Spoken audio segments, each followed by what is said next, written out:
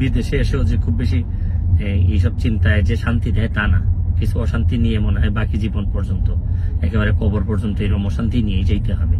আমার জীবনে অনেকগুলা ভুল সিদ্ধান্ত, ভুল কাজ আছে আমার জীবনে, আমি মানুষ হিসেবে অনেক ভুল করছি। শুরু করিতেছি মহান আল্লাহর নামে, যিনি পরম করুণাময় এবং অত্যন্ত দয়ালু। নিউ ইয়র্কে এসে পৌঁছাইছি, এখন নিজের ভাগনার গাড়িতে করে আমাকে আমার বোনের বাসা থেকে নিয়ে যাচ্ছে আমার মা যে বাসায় থাকেন এই বাসায়। তো থাকতে থাকতে অনেকগুলা মেসেজ পেয়েছি বাংলাদেশ থেকে, যদিও এটা নিয়ে খুবই আমি চিন্তিত ছিলাম বা কথা বলা দরকার আমি ভাবতেছিলাম, বিভিন্ন কথাবার্তা হয়। এটা আসলে আমি আপনাদের কাছে মানে আল্লাহর হস্তে চাই যে এটা বন্ধ করতে হবে।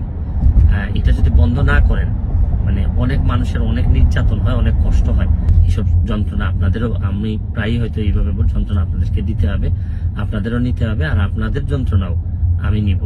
ভালো থাকবেন, সুস্থ থাকবেন।